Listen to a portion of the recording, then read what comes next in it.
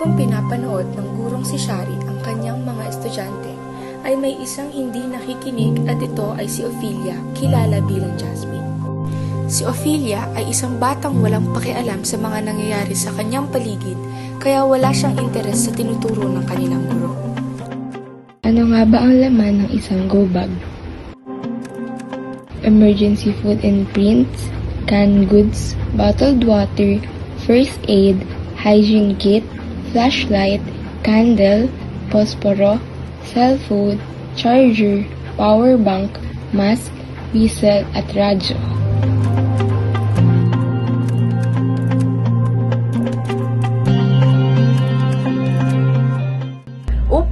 Konting break muna, makikita natin sa video na si Jasmine ay nag-aayos ng isang go bag. Ito ay isang halimbawa ng isang gagawin bago magkaroon ng pagbaha. Para sa karagdagang kaalaman ay makinig sa aking sasabihin para sa mga dapat na gawin. Bago magkaroon ng pagbaha, kailangan nating makasubaybay sa ulat panahon o makibalita sa mga kakilala o kapitbahay. Pangalawa, kung hindi pamilyar sa katangian ng lugar, sikapin magkaroon ng kaalaman tungkol dito. Pangatlo, pag-aralan ang epekto ng high tide at low tide sa lugar, lalo na kung malapit sa mga anyong tubig. Pang-apat, iwasan ang mga flood-prone areas. Panlima, paghandaan ng brownout at kawalan ng supply ng tubig. Ihanda ang emergency kit.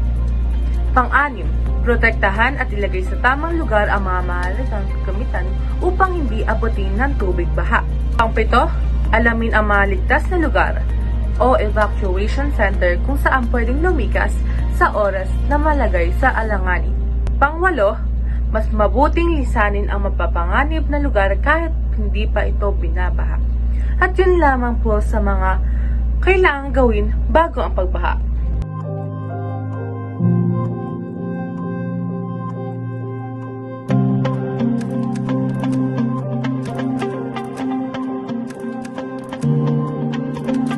Dahil sa lakas ng ulan ay tumataas na ang baha. Mabuti na lamang ay nakahanap si Ophelia ng isang mataas na lugar at patuloy na humihingi ng tulong. Makikita natin sa video na si Jasmine ay nagpapanik dahil sa pagbaha sa kanilang lugar. Kung ito'y mangyayari sa iyong sitwasyon, ano nga ba ang mga posibleng solusyon? Pakinggan ang aking mga sabihin para sa mga solusyong maaaring maisagawa kung kayo nakakaranas ng pagbaha. Makipag-ugnayan sa kinauukulan o lokal na pinuno sa oras ng panganib. Huwag gawing biro ang paglaro sa tubig baha. Tumunod sa mahalagang panuntunan. Siguraduhin ligtas sa gagawing paglikas. Humingi ng kaukulang tulong. Lumusong sa baha upang makaiwas sa sakit tulad ng galis, aliponga, leptospirosis at aksidente tulad ng pagkalunod at pagkakuryente. Kumain lamang ng ligtas na pagkain at malinis na inumin. Iwasan ang mga infrastrukturang maaaring masira dala ng malakas na daloy ng tubig baha.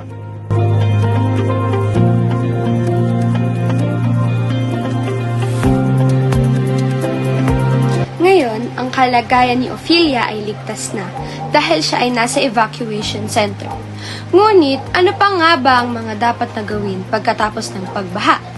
Makinig sa aking mga sasabihin sa mga gagawin pagkatapos ng pagbaha. Una, pag-aralang mabuti ang paligid. Siguraduhing ligtas bago lisanin ang evacuation center. Pangalawa, sumunod sa mga panuntunan ng mga lokal na pinuno. Tukuyin ang level ng tubig. Mag-ingat sa mga kable ng kuryente at paggamit ng gasera o kandila na maaaring magdulot ng sunog. Ipagbigay alam sa mga kinauukulan ang mga nasirang infrastruktura para sa agarang pagsasaayos ng mga ito. Pangatlo, huwag gamitin ang mga appliances o anumang kagamitang dekuryente, lalo na kung nalubog ang mga ito sa baha. At pang-apat, maging alerto sa maaaring pagmulan ng sunog. Bakit nga ba mahalaga na mapag-aralan mo ang mga kailangang gawin bago, habang, at pagkatapos ng baha? Mahalaga na mapag-aralan mo ang mga ito upang mas dumami at upang mas lumawak ang iyong kaalaman pagdating sa ganitong sitwasyon, lalo na sa pagbaha.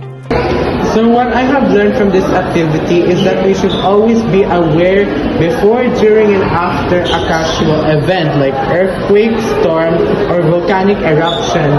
For our group, we discussed about what to do before, during, and after a flood. So we should always know what we should do and what we need to prepare during a flood. And what I have learned is that we should also know what happens before so that we already have noted. And during the flood, we should also try to stay safe and watch out for your loved one and also try to protect them. And lastly, after the flood, always check your surroundings and make sure that everything is okay. If not, then you may need to consult someone or ask help. So that is what I have learned from this activity. Thank you.